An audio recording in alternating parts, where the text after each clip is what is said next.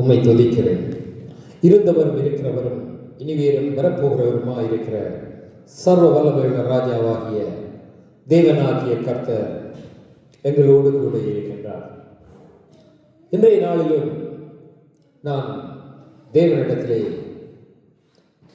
ஆண்டவர் என்னுடைய இந்த வாரம் முழுவதும் இடைப்பட்டு வருகின்ற காரியத்தை நான் இன்றைய நாளிலே உங்களோடு கூட பேச விரும்புகிறேன்.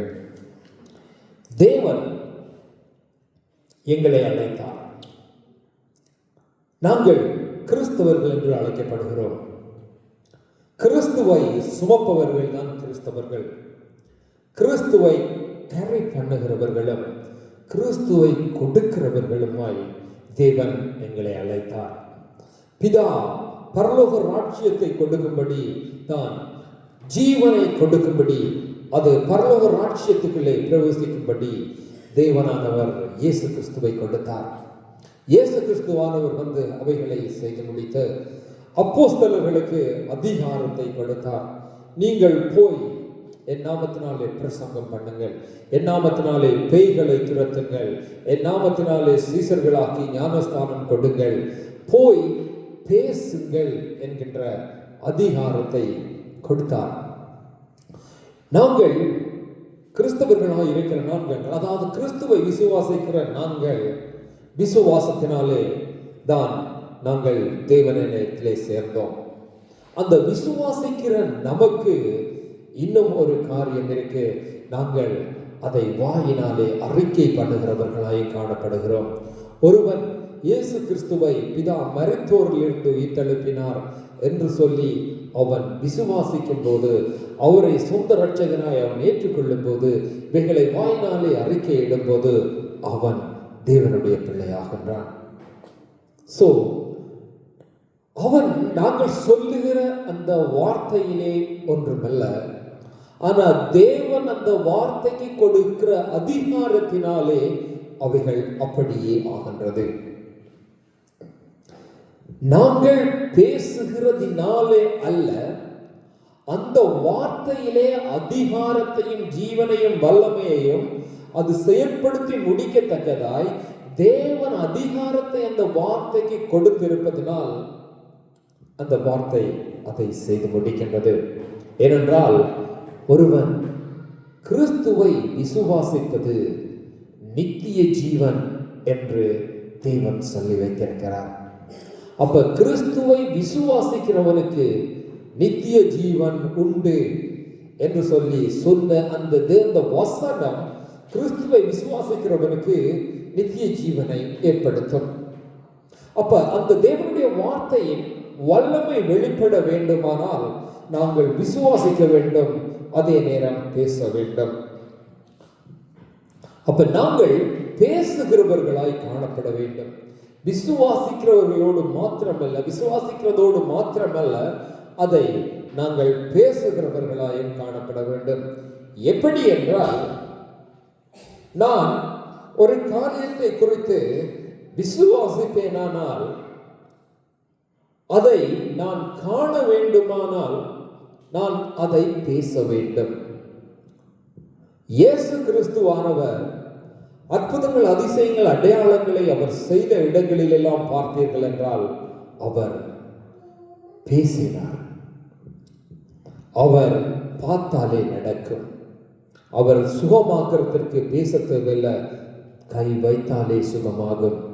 அவருடைய ஓரத்தின் வஸ்திரத்தை தொட்டு பெரும்பாலுள்ள ஸ்திரீ சுகமானாள். அப்போஸ்தலர்களுடைய நிழல்களை பற்றி எத்தனையோ வியாதிகள் சுகமானது. ஆனாலும் இயேசு கிறிஸ்துவானவர் ஏன் பேசினார்? மரித்திருந்த அந்த பையனை தொட்டு பாடியை விட்டு ஏன் எழுந்திருக்க பண்ணி பேசினார்? அந்த மகளை, மரித்த மகளை எழுப்பும் போது அவர் ஏன் பேசுகிறார்? ஏனென்றால் பேசும் போது அந்த வார்த்தையின் வல்லமை, அதிகாரம் அது வெளிப்படுகிறது. அதனாலேதான் தேவனுடைய பிள்ளைகளாய் இருக்கிற நாங்கள் கிறிஸ்துவை குறித்து சொல்ல வேண்டிய அவசியம் இருக்கின்றது. சில வேளையிலே நாங்கள் யோசிக்கலாம், எங்களுக்குள்ளே வல்லமை இல்லை, எங்களுக்குள்ளே அதிகாரம் இல்லை, நாங்கள் எப்படி பேசுவது என்று சொல்லி அதை குறித்து நீங்கள் எவ்வளவேனும் கவலைப்பட தேவையில்லை. ஏனென்றால் உங்களை பேச சொன்னவர் உங்களில் வல்லமையை வைக்கவில்லை, அவருடைய வார்த்தையிலே வல்லமையும் அதிகாரத்தையும் வைத்திருக்கின்றார். அந்த இயேசு கிறிஸ்துவானவரின் வல்லமை எங்களிலிருந்து வெளிப்படும் என்று காத்திருக்கிறவர்கள் அதை பேசுவதற்கு தாமதமாகும். ஆனால் நான் பேசும்போது கர்த்தருடைய வார்த்தையிலிருந்து வல்லமை வெளிப்படும் என்று ஒருவன் நினைக்கும் போது அவன் பேச தாமதமாகாது. இதுதான் அந்த பேசுவதில் இருக்கின்ற காரியம். இப்ப நான் ஒரு காரியத்தை பேசும்போது என் குறைவின் நிமித்தம் இவைகள் வெளிப்படாது, என் பலவீனத்தின் நிமித்தம் இவைகள் சம்பவிக்காது, அதனாலே நான் பேசுகிறதிலே பிரயோசனம் இல்லை என்று அவன் நினைக்கும் போது தன் சுய பலத்தை அவன் நம்பி இருக்கின்றான். ஆனால் நான் என் பலவீனத்திலும் நான் கிறிஸ்துவை குறித்து பேசும்போது கிறிஸ்துவின் வல்லமை வெளிப்படும், அவருடைய வார்த்தையின் ஜீவன் வெளிப்படும் போதும் என்று அவன் நினைத்து அவர் எனக்குள்ளே இருக்கிறதுனால் அவைகள் வெளிப்படும் என்று சொல்லி அவன் பேசுகிற போது அங்கே வல்லமைகள் வெளிப்படுகிறது. வெளிப்படாமல் போனாலும் அவன் பேசுகிறதற்கு விடுதலை உள்ளவனாய் காணப்படுகின்றான். அது அந்த வார்த்தையானது உடனே கிரியை செய்யாவிட்டாலும் அந்த வார்த்தை ஒரு நாள் கிரியை செய்யும். ஏனென்றால் ஒரு விதையானதை நாங்கள் நிலத்திலே போட்டு தண்ணியை ஊற்றினவுடன் அந்த விதை முளைப்பதில்லை. அந்த விதை முளைக்கிறதற்கு காலங்கள் எடுக்கும். சில வழிகளில் அது உடனே சில காரியங்கள் நடக்கின்றது, சில வழிகளில் நாளடைவில் செல்லுகின்றது. எங்களை குறித்து நாங்களே நிதானித்து பார்ப்போமானால் எனக்கு கிறிஸ்துவை சொன்ன போது நான் உடனே ஏற்றுக்கொண்டேனா, அல்லது அந்த வார்த்தை எனக்குள்ளே எப்படி கிரிகை செய்தது, அந்த கிரிகை எனக்குள்ளே நிறைவேறுகிறதற்கு எவ்வளவு காலம் எடுத்தது என்று சொல்லி ஒரு தேவனுடைய பிள்ளையானவன் கிறிஸ்துவினாலே உயிர்ப்பிக்கப்பட்டவன் இருந்து நிதானித்து பார்ப்பானால் அவனுக்கு தெரியும் அவனை கிறிஸ்துவை ஏற்றுக்கொள்ள எவ்வளவு காலம் எடுத்தது என்று சொல்லி. அப்ப அன்பின் பிரியமானவர்களே, கிறிஸ்துவை ஏற்றுக்கொண்ட நாங்கள் கிறிஸ்துவை குறித்து பேச வேண்டியது அவசியமா இருக்கிறது. பேசும்போது வல்லமை தேவனால் வெளிப்படுத்தப்படும். ஏனென்றால் கிறிஸ்து எங்களுக்குள்ளே இருக்கிறார் என்று சொல்லி ஒருவன் விசுவாசித்தால் அவனுக்குள்ளே கிறிஸ்துவின் ஜீவன் இருக்கின்றது. கிறிஸ்துவின் ஜீவன் அது வல்லமையும் அதிகாரமுமாய் இருக்கின்றது. அப்ப அந்த ஜீவனானது ஜீவனும் வல்லமையும் அதிகாரமும் அந்த கிறிஸ்துவனுடைய வார்த்தை தான் ஜீவன். அந்த வார்த்தை எங்களுக்குள்ளே இருக்கிறது. அந்த வார்த்தை ஜீவனும் வல்லமையும் அதிகாரமுமாய் இருக்கிறது. அந்த ஜீவனும் வல்லமையும் அதிகாரமுமான வார்த்தையை பட்டயமாய் அனுப்ப வேண்டியது எங்களுடைய வேலை. அது தன்னுடைய வேலையை செய்யும். ஏனென்றால் நாங்கள் விசுவாசிக்கிறவர்கள் காண வேண்டுமாயின் பேச வேண்டும். இதிலே 2 விதமான காணுதல் காணப்படுகிறது. ஒன்று, நானும் காணுவேன், மற்றவர்களும் காணுவார்கள். அப்போஸ்தலர்களினாலே நடந்த அற்புதங்கள், கிறிஸ்துவினாலே கடந்த அற்புதங்கள் தனியே அப்போஸ்தலர்கள் காணவில்லை, கிறிஸ்து காணவில்லை, சுற்றி இருந்த ஜனங்கள் எல்லாரும் கண்டார்கள், தேவனை மகிமைப்படுத்தினார்கள்.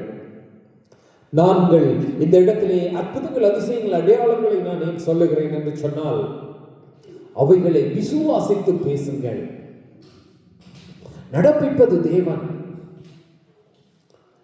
எங்களுடைய எதிர்பார்ப்பு பெரிதாய் இருக்கட்டும். ஏனென்றால் ஒரு மிஷனரியானவர் இப்படி சொல்லுகிறார், நீ ஓடல் ரெபர்ட் என்கின்ற அமெரிக்காவிலே 1950களில் ஊழியம் செய்த வல்லமையான மனுஷன் இப்படி சொல்லுகிறார். எப்படி என்றால், நீ எதை குறித்து தியானித்து பேசுகிறாயோ நீ அதாய் மாறும்படி தேவன் உன்னை மாற்றுகிறார் என்று சொல்லி.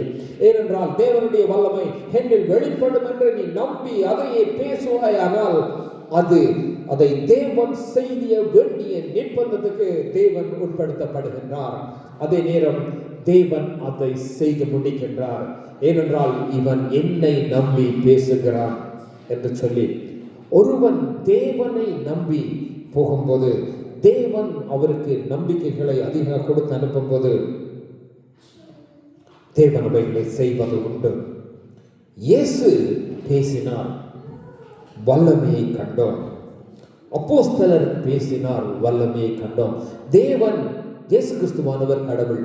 நாங்கள் சொல்லிடலாம் அவர் கடவுள், அவருக்குள்ளே வல்லமை வெளிப்படுவது இலகு. அப்படியானால் பேதுரு சாதாரண மனுஷன் தானே. எப்படி பேதுரு பெரிய காரியங்களை செய்யக்கூடியதாய் காணப்பட்டது? பேதுரு தேவன் தனக்கு கொடுத்த ஒவ்வொன்றையும் அவர் சுதந்தரித்துக் கொண்டார். அவர் விசுவாசித்தார். அவர் தேவனோடு கூட நடந்தார். ஒரு எல்லாருக்கும் அந்த ஆளுகை அதிகாரம், அந்த பேசுகிறதான அந்த ஒரு பெலன் வந்து விடாது. தேவனோடு கூட நடக்கணும். தேவனோடு கூட நடக்கும் போது தேவன் இருதயத்திலே அவைகளை வைப்பார். அவைகளை வைக்கும் போது, அங்கு பேசும்போது காரியங்கள் நிறைவேறும். நாங்கள் ரட்சிப்பை குறித்து பேசுகிறோம், கிறிஸ்துவை குறித்து பேசுகிறோம், பாவ மன்னிப்பை குறித்து பேசுகிறோம். ஆண்டவர் இயேசு கிறிஸ்து பாவத்தை மன்னித்தவர். பாவங்களை மன்னிக்க மனுஷகுமாரனுக்கு அதிகாரம் உண்டு என்று சொன்னவர். அவரே அப்போஸ்தலர்களுக்கு சொல்லுகிறார், நீங்கள் எவருடைய பாவங்களை மன்னிக்கிறீர்களோ, எண்ணாதிருக்கிறீர்களோ, அவருடைய பாவங்கள் எண்ணாதிருக்கப்படும். நீங்கள் எவருடைய பாவங்களை மன்னிக்காதிருக்கிறீர்களோ, அவருடைய பாவங்கள் மன்னிக்காதிருக்கப்படும் என்று சொல்லி சில வார்த்தைகளை நாங்கள் ஏற்றுக்கொள்வது கடினம், எங்களால் முடியாது. ஆனால் அவைகளை நாங்கள் ஏற்றுக்கொண்டுதான் ஆக வேண்டும். தேவன் அப்போஸ்தலர்களுக்கு அதிகாரத்தை கொடுக்கின்றார். மார்க்கு 6வது அதிகாரம் 7வது வசனத்திலே தேவன், மார்க்கு 6வது அதிகாரம் 7வது வசனத்தை நான் வாசிக்க விரும்புகிறேன்.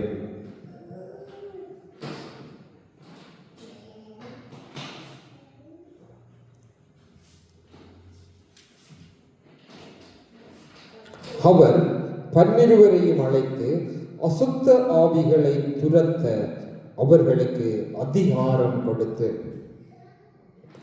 தேவன் அவர்களுக்கு அதிகாரத்தை கொடுக்கின்றார். அதிலே ஒருவன் இழந்து போகின்றான். அப்ப தேவன் எங்களுக்கு கொடுத்ததை பற்றி கொள்ளுவதும் பிடிப்பதும் நடப்பதும் எங்களுக்கு வெரி இம்பார்ட்டன்டாய் காணப்படுகின்றது. பேச்சில் வல்லமை வெளிப்பட்டது. அது ஏனென்றால் இயேசு என்கின்ற அந்த நாமத்திலே வல்லமை உண்டு என்று விசுவாசித்து நாங்கள் பேச வேண்டும். நான் சொல்லுகிற காரியம் உங்களுக்கு என்னவென்றால், நாங்கள் சொல்லும்போது, இயேசுவை சொல்லும்போது வெறுமனையாய் எங்களுடைய சிந்தை காணப்படக்கூடாது. ஒருவனுக்கு இயேசு கிறிஸ்துவை குறித்து சொல்லும்போது அவனுக்கு உள்ளே அந்த இயேசுவின் நாமம் வல்லமை செய்யணும். அந்த இயேசுவின் நாமம் அவனுக்கு விடுதலையை உண்டு பண்ணணும். இயேசுவின் நாமம் அவனுக்கு கட்டுக்களை அறுக்கணும். அப்படியான சிந்தைகள் எங்களுடைய எண்ணங்களிலே, இருதயங்களிலே தோன்றி அவைகளையோடு சேர்த்து நாங்கள் பேச வேண்டும். ஏனென்றால் எங்களுடைய சிந்தைகளை, இருதயங்களை, நினைவுகளை ஆராய்ந்து அறிகின்ற கர்த்தர் அவைகளை செய்ய போதுமானவராய் இருக்கின்றார். ஏனென்றால் தேவன் அவைகளை எங்களை கொண்டு நடப்பிக்கிறதிலே அவர் பிரியமுள்ளவராய் இருக்கிறார். தேவன் சகல அதிகாரம் உள்ளவராய் வந்தார். கிறிஸ்துவானவர் அவர் வாழ்ந்த காலத்திலே கூட யோவாஸ்நானன் ஞானஸ்தானம் கொடுத்த போது அவர் அந்த பக்கமாய் போகாமல் வேறு வழியாய் போனார். ஏனென்றால் யோவாஸ்நானன் அதை செய்யறதை அவர் விரும்பினார். தேவனுடைய பிள்ளைகள் பெரிய காரியங்கள் செய்கிறதை தேவன் விரும்புகிறார். அவர் விரும்புகிறது மாத்திரமல்ல, செய்து முடிக்கின்றார். நாங்கள் பெற்றுக்கொள்ள விரும்பினால் பேச வேண்டியது அவசியம்.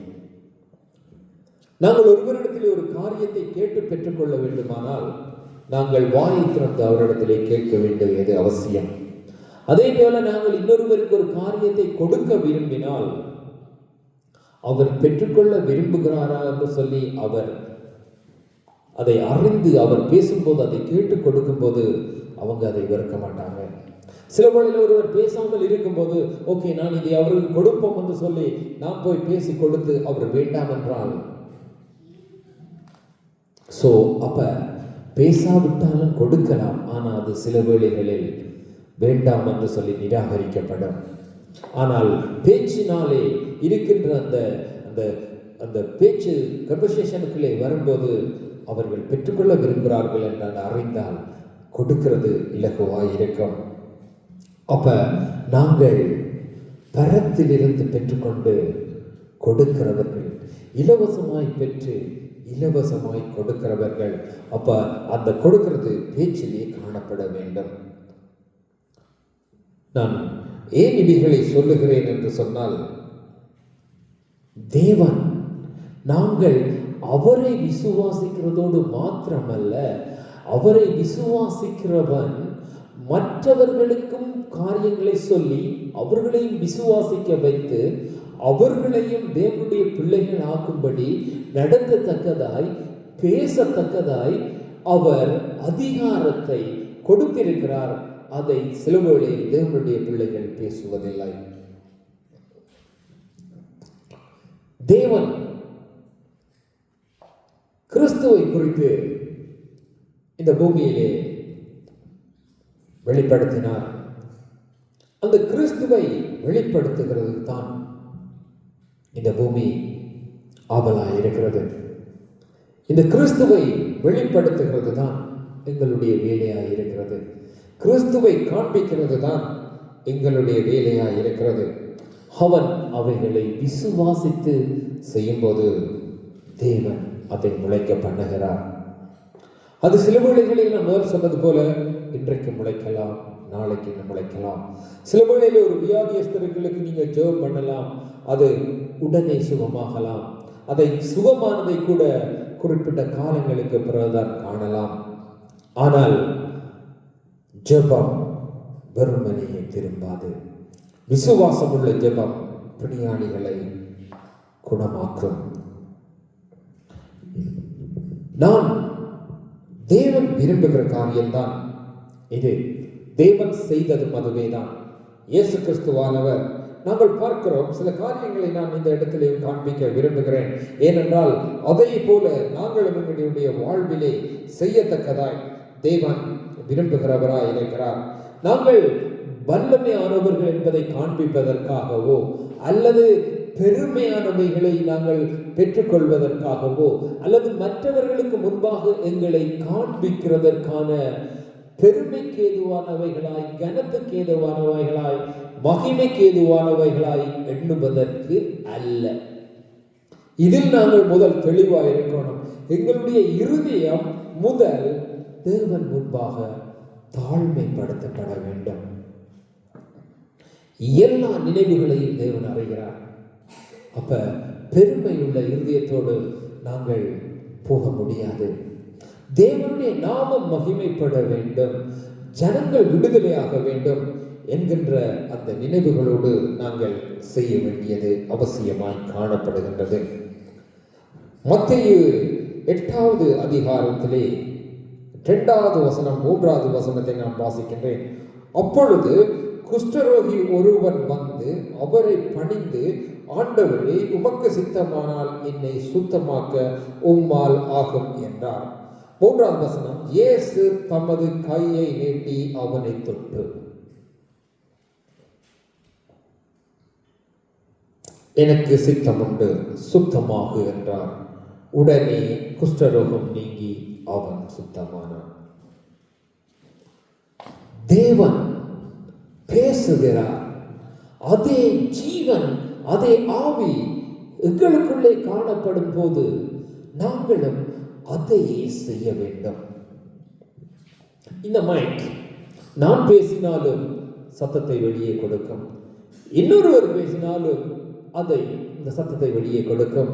ஏனென்றால் இது அதற்கென்று உருவாக்கப்பட்டது. அது அந்த வேலையை செய்யும்படி காணப்படுகின்றது.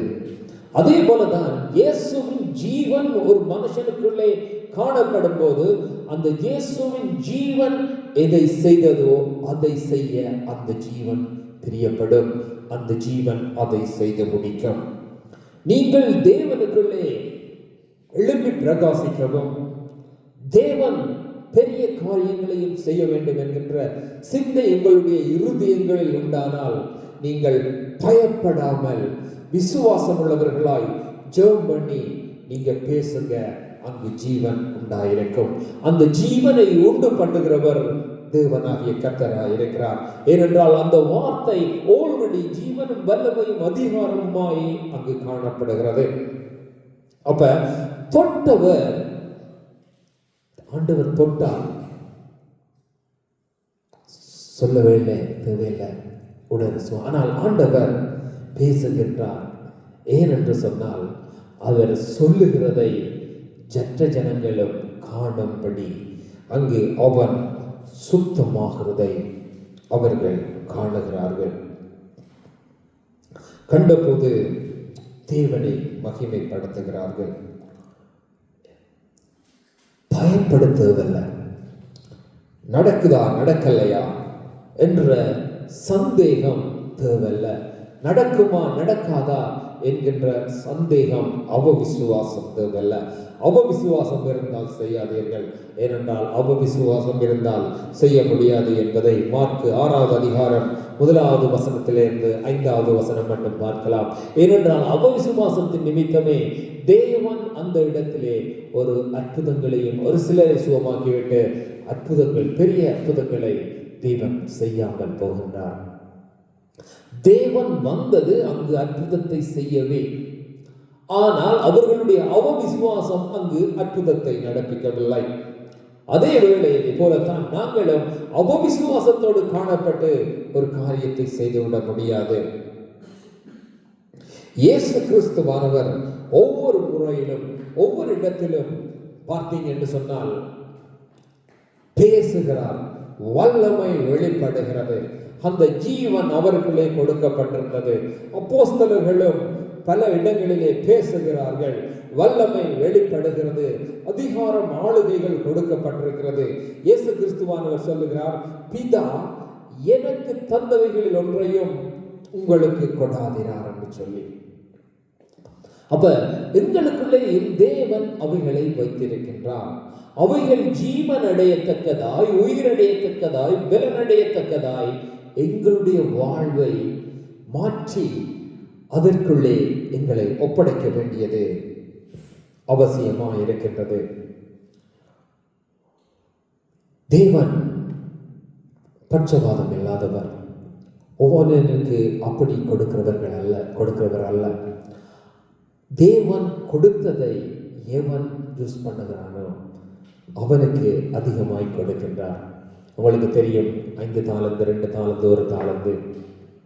அப்ப நான் அந்த இடத்திற்கு போக விரும்பவில்லை. ஏனென்றால் அந்த வார்த்தைகளை நீங்கள் அறிந்தவர்களாய் இருக்கிறீர்கள். இயேசு கிறிஸ்துவானவர் நாங்கள் எங்களுடைய வாழ்வையிலே இந்த ஜீவனுள்ள புத்தகத்தை வாசிக்கும் போது நாங்கள் பிரயாசப்பட வேண்டும், நாங்கள் காரியங்களை செய்ய வேண்டும். சில வழியில் நாங்கள் போகிற இடத்திலே எங்களை எதிர்ப்பார்கள், எங்களை ஏற்றுக்கொள்ள மாட்டார்கள். Don't worry.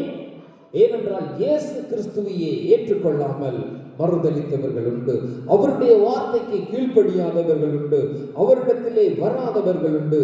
அப்படி காணப்படுமானால் சில வேளைகளில் அல்ல, பல இடங்களில் எங்களை அவர்கள் ஏற்றுக்கொள்ள மாட்டார்கள்.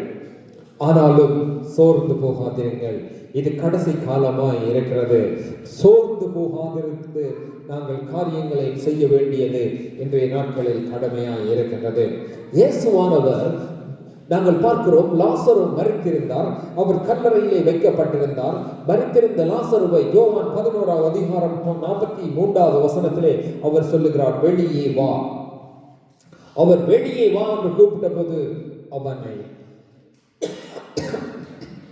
அவன் வெளியே வந்தான். எப்படி அவன் வெளியே வந்தான்? அந்த வார்த்தை, இயேசு கூப்பிட்டார், அவர் தேவன், அந்த வார்த்தை ஜீவனை கொடுத்தது, அதிகாரம் காணப்பட்டது. நாங்கள் பேசுவோம், அதிகமாய் பேசுவோம், அதிகமாய் பிரயாசப்படுவோம். தேவன் காரியங்களை செய்ய போதுமானவராய் இருக்கிறார்.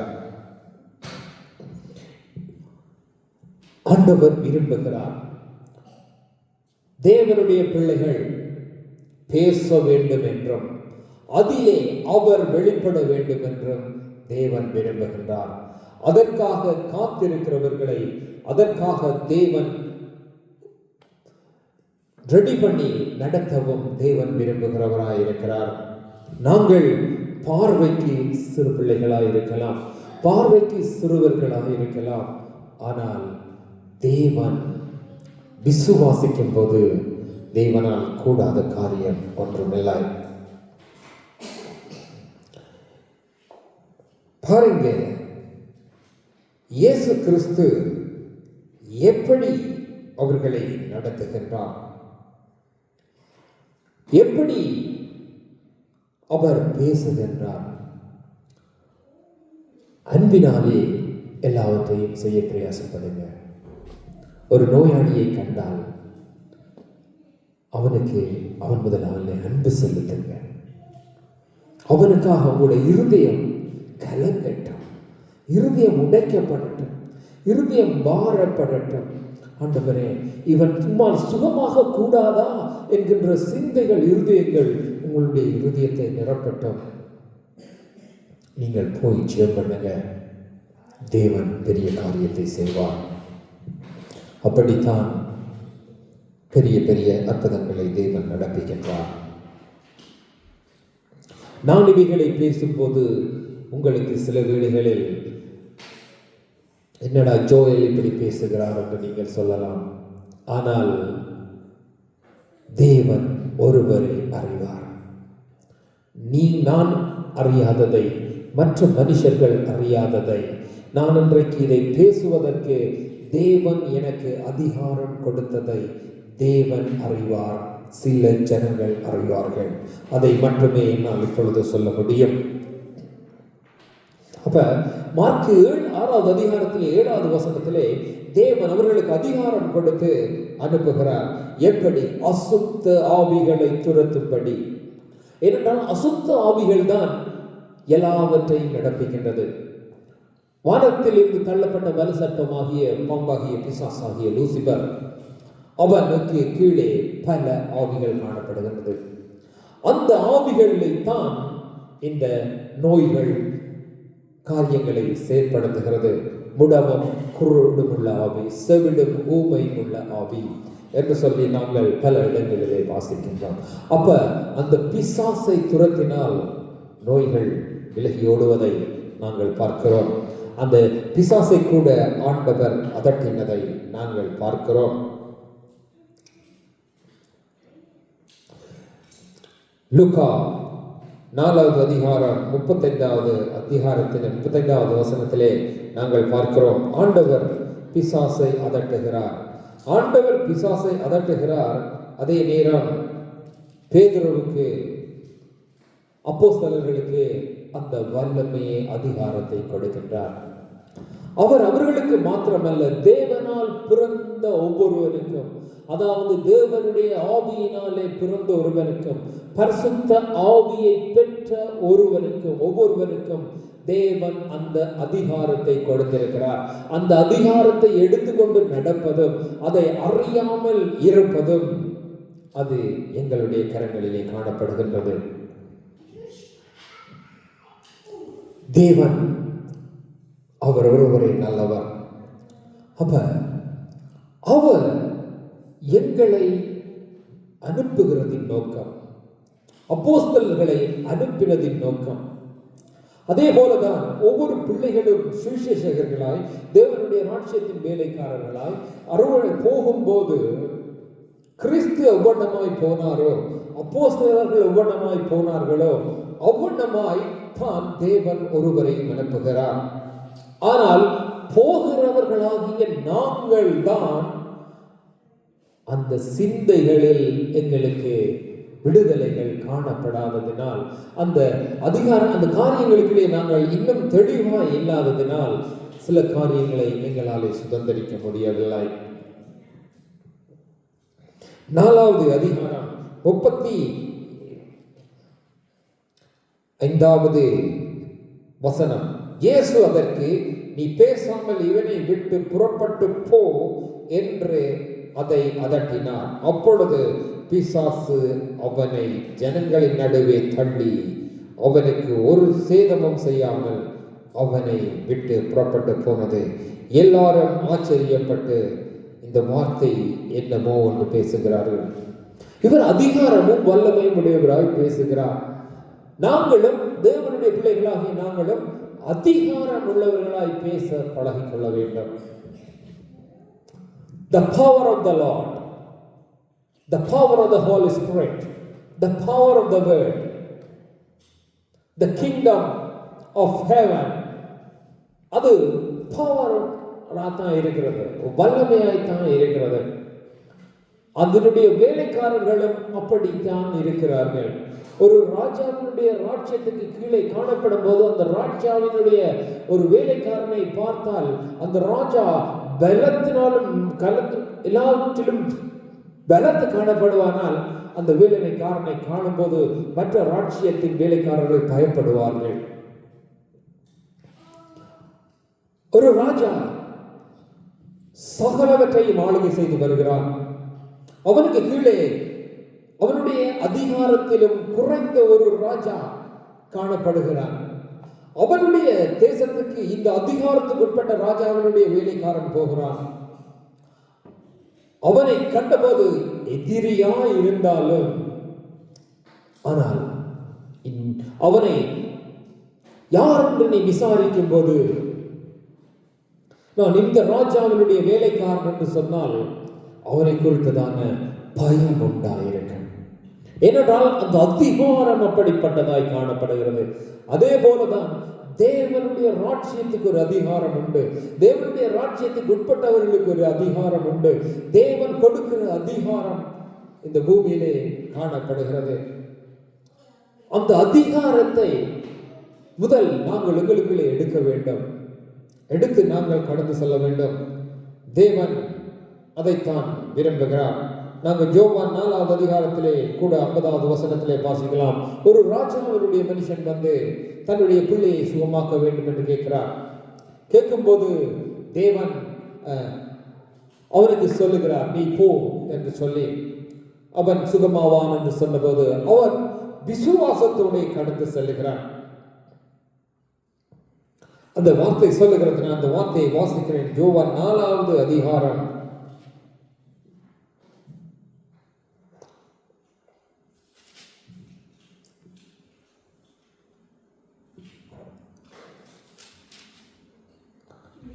9வது வசனம். இயேசு அவனை நோக்கி, நீ போகலாம், உன் குமாரன் பிழைத்திருக்கிறான் என்றார். அந்த மனுஷன் இயேசு சொன்ன வார்த்தையை நம்பி போனான். அந்த சம்பவத்தை எடுத்துக்கொண்டால் அந்த இடத்திலே நோயாளி இல்லை. குமாரன் அங்கே நோயோடு அவன் இன்னொரு இடத்திலே இருக்கிறான். கிறிஸ்துவுக்கு முன்பாக அந்த நிற்கிறான்.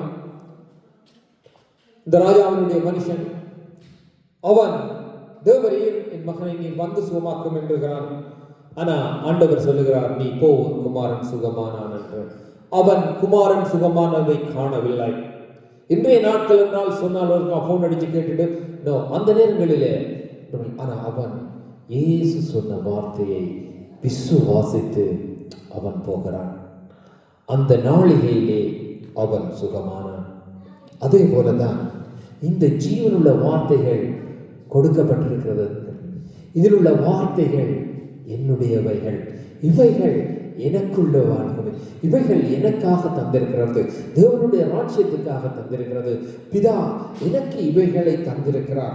இவைகளை இந்த பட்டயத்தை எடுத்துக்கொண்டு போய் எதிரியை ஜெயிக்க வேண்டியது அந்த வேலைக்கு தந்திருக்கிறார் என்று விசுவாசம் உள்ளவர்களாய் இவைகளை எடுத்துக்கொண்டு நீங்கள் நடப்பீர்களானால் நீங்கள் ஜெயம் பெறுவீர்கள்.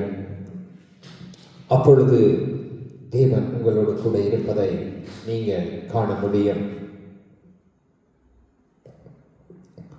தேவன் விரும்புகிறாருங்க.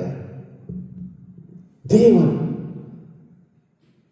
ஏனென்றால் இன்றைய நாளிலே அதிகமாக நீங்கள் பார்ப்பீர்களானா இயேசு உயிரோடு இல்லை என்று சொல்லுகிறார்கள்.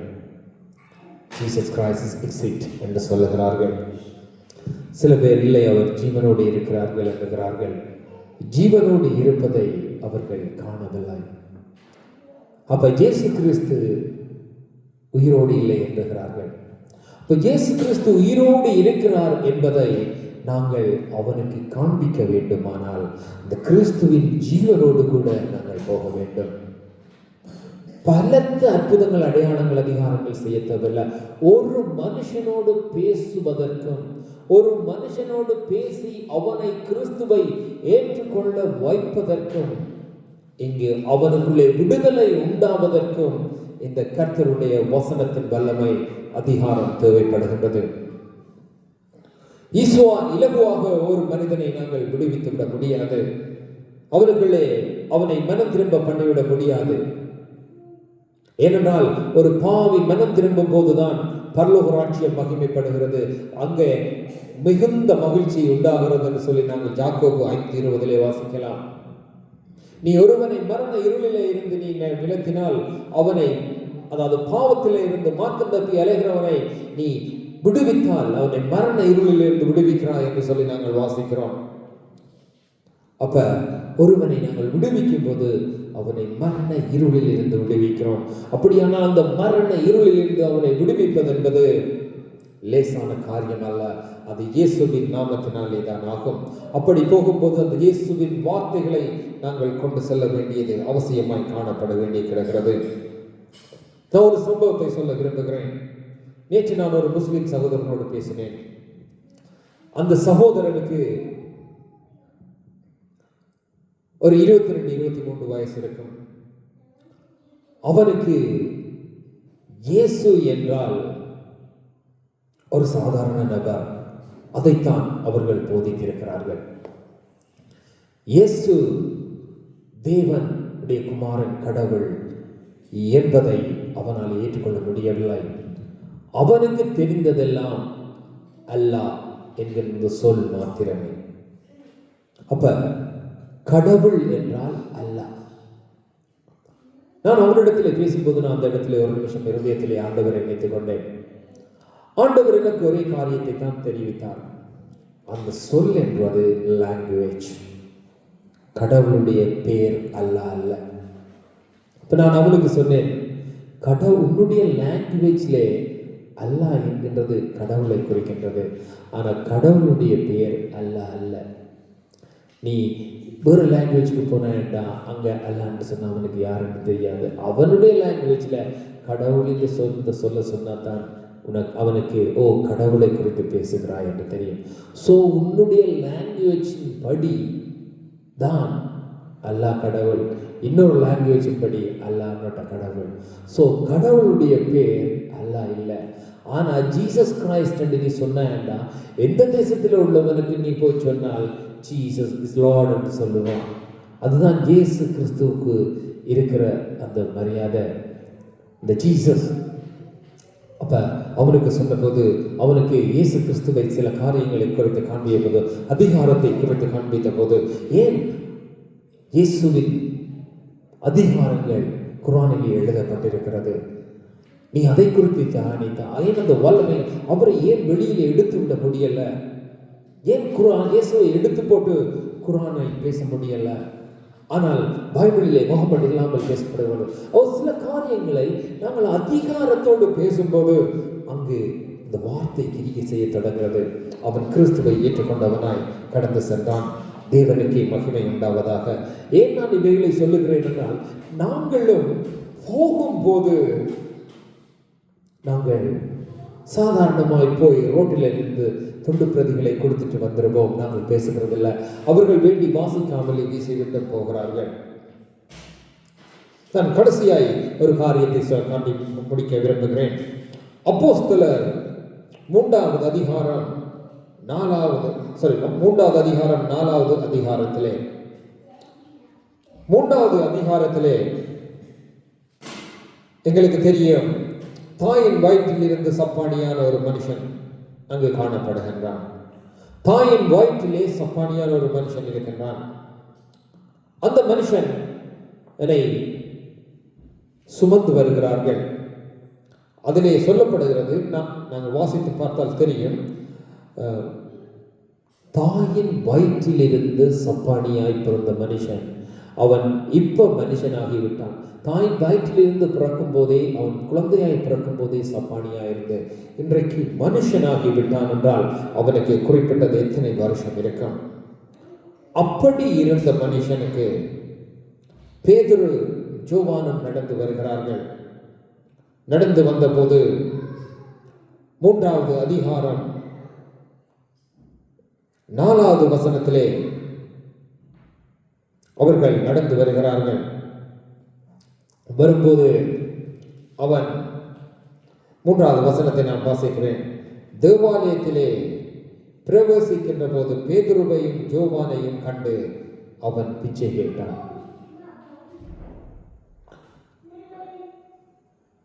பேதுருவும் யோவானும் அவனை உற்று பார்த்து எங்களை நோக்கி பார் என்றார்கள். அவர் எங்களை பார்க்க சொல்லுகிறார்கள். அப்பொழுது பேதுரு 6வது வசனத்திலே சொல்லுகிறார், என்னிடத்தில் வெள்ளியும் இல்லை பொன்னும் இல்லை, நஸ்ரேயனாகிய இயேசு கிறிஸ்துவின் நாமத்தினாலே எழுப்பி நட என்ற போது, கையை கொடுத்து தூக்கின போது எழுப்பி நடந்தார்கள். இதேதான் 4வது அதிகாரம் 8வது 10வது வசனங்கள் காணப்படுகின்ற போது, பரிசுத்த ஆவியினாலே நிறைந்தவனாய் அவன் அதிகாரம் உள்ளவனாய் பேசுகிறான். அன்பின் தேவனுடைய பிள்ளைகளே, நாங்கள் கிறிஸ்துவை ஏற்றுக்கொண்டவர்கள், கிறிஸ்துவுக்குள் வாழுகிறவர்கள், பரிசுத்த ஆவியினாலே நாங்கள் இன்னும் அதிகமாய் நிரப்பப்பட வேண்டுமானால் நாங்கள் இன்னும் அதிகமாய் நிரப்பப்பட வேண்டியது அவசியமாக இருக்கிறது. தேவனுடைய வார்த்தையை ஜீவனோடும் வல்லமையோடும் அதிகாரத்தோடும் பிரசங்கிக்க வேண்டியதாய் காணப்படுகிறது. ஜனங்களுக்குள்ளே அவைகளை கொண்டு போக வேண்டியதாய் காணப்படுகிறது. நான் இவைகளோடு கூட இந்த நாட்களில் நான் நிறுத்திவிட விரும்புகிறேன். தேவன் எங்களை ஒவ்வொருவரையும் தெரிந்து கொண்டது வெறுமனையே செய்வதற்கல்ல. நாங்கள் ஒவ்வொருவரும் தேவனுக்குள்ளே நடக்கத்தக்கதாய் தேவன்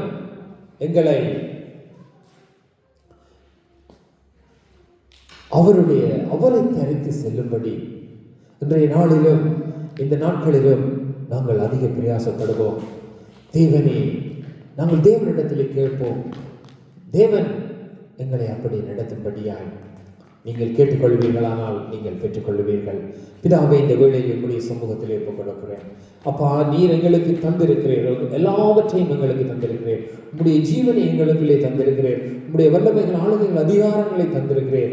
அவைகளை சுமந்து கொண்டு செல்லுகிற மனுஷர்களாய் நீர் எங்களை மாற்றும் ஆண்டவரே, எங்களை நடத்தும் ஆண்டவரே. உம்முடைய நாமம் மகிமைப்படுவதாக. இயேசுவின் வல்லமையுள்ள நாமத்தில் பிதாவே, ஆமென்.